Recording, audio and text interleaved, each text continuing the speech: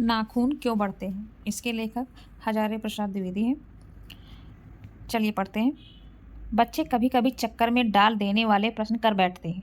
अल्पज्ञ पिता बड़ा दयनीय जीव होता है। मेरी छोटी बेटी ने जब एक दिन पूछ लिया कि आदमी के नाखून क्यों बढ़ते हैं, तो मैं कुछ सोच ही नहीं सका। हर तीसरे दिन नाखून बढ़ जाते हैं। बच्चे कुछ दिन तक अगर उन्हें बढ़ने दे तो माँ बाप अक्सर उन्हें डांटा करते हैं, पर कोई नहीं जानता कि ये अभागे नाखून क्यों इस प्रकार बढ़ा करते हैं। काट दीजिए, वे चुपचाप दंड स्वीकार कर लेंगे, पर निर्लज्ज अपराधी की भांति फिर छूटते ही सेद पर हाजिर।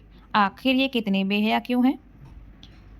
कुछ लाख ही वर्षों की बात है, जब मनुष्य जंगली था, वन मानुष जैसा। उसे नाखून की जरूरत थी। उसकी जीवन रक्षा के लिए नाखून बहुत जरूरी थे। असल में वही उसके अस्त्र थे। दांत भी थे, पर नाखून के बाद ही उनका स्थान था।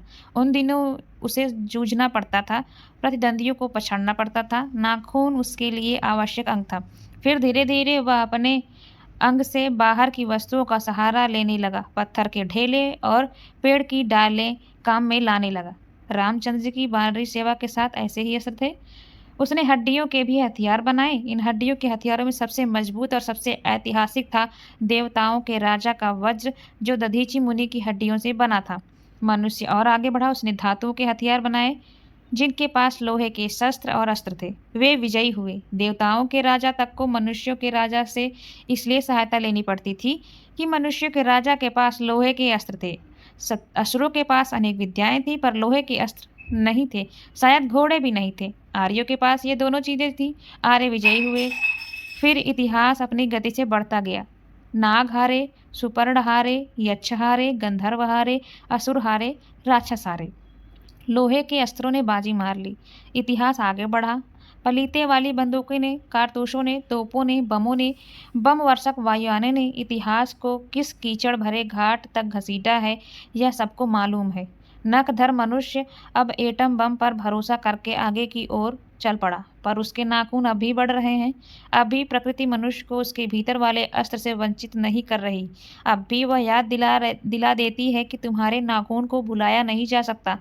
तुम वही लाख वर्ष पहले के नख दंतावलंबी जीव हो, पशु के साथ एक ही सतह पर विचरने वाले और चरने वाले। तथा किम, मैं हैरान होकर सोचता हूँ कि मनुष्य आज अपने बच्चे को नाखून न काटने के लिए डरता है।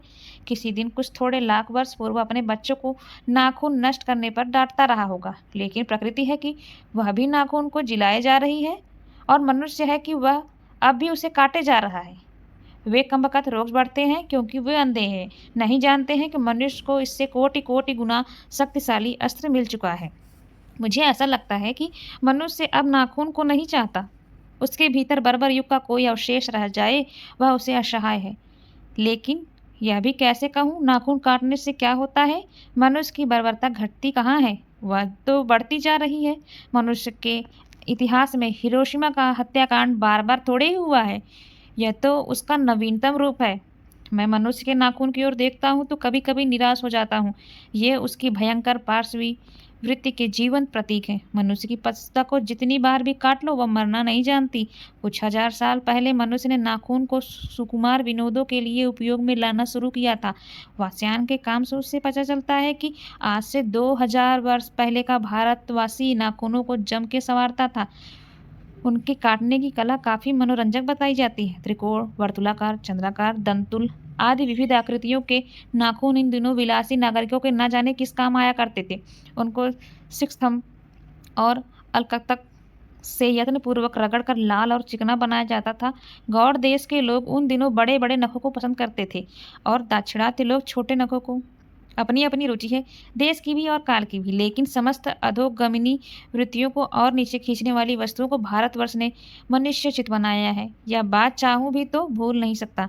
मानव शरीर का अध्ययन करने वाले प्राणी विज्ञानियों का निश्चित मत है कि मानव चित्त की भांति मानव शरीर में भी बहुत सी अभ्यास जन्य सहज वृत्तियां रह गई हैं। दीर्घकाल तक उनकी आवश्यकता रही, अतएव शरीर ने अपने भीतर एक ऐसा गुण पैदा कर लिया है कि वे वृत्तियां अनायास ही और शरीर के अनजान भी अपने आप काम करती हैं। नाखून का बढ़ना उनमें से एक है, केस का बढ़ना दूसरा है, दांत का दोबारा उगना तीसरा, पलक का गिरना चौथा।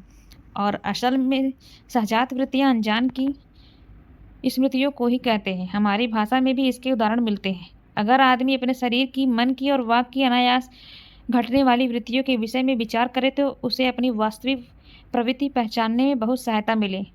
पर कौन सोचता है?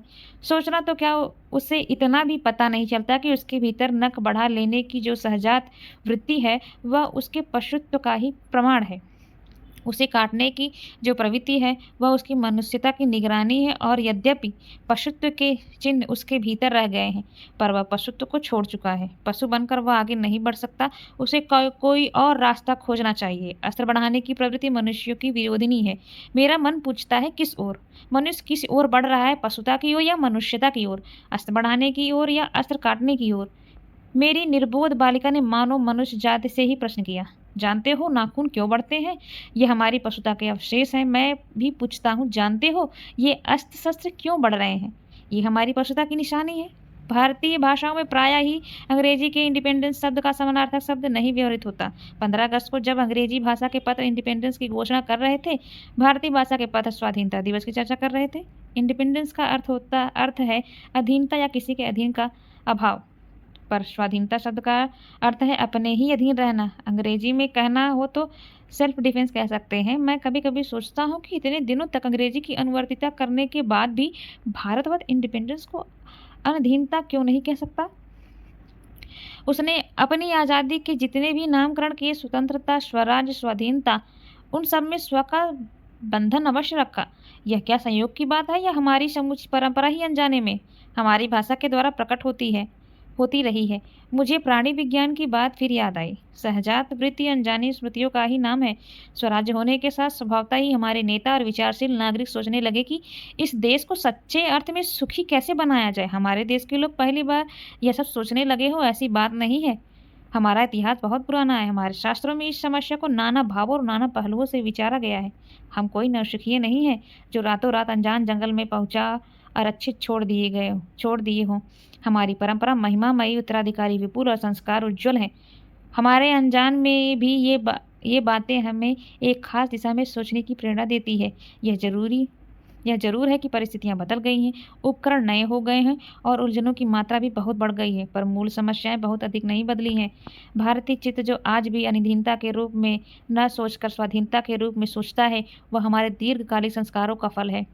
वह श्रम के बंधनों को आसानी से नहीं छोड़ सकता। अपने आप के द्वारा लगाया हुआ बंधन हमारी संस्कृति की बड़ी भारी विशेषता है। मैं ऐसा तो नहीं मानता कि जो कुछ हमारा पुराना है, जो कुछ हमारा विशेष है, उससे हम चिपटे ही रहें।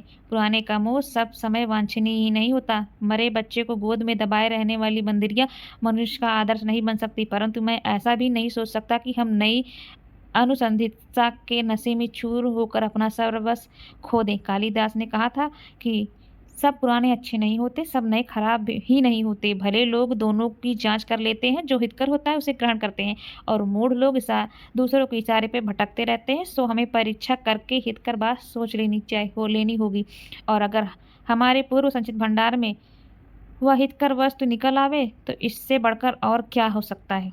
जातियां इस देश में अनेक आई हैं, लड़ती झगड़ती भी रही हैं, फिर प्रेम पूर्वक बस भी गईं। सभ्यता की नानी सीढ़ियों पर खड़ी और नाना ओर मुख करके चलने वाली इन जातियों के लिए एक समान धर्म खोज निकालना कोई सहज बात नहीं है।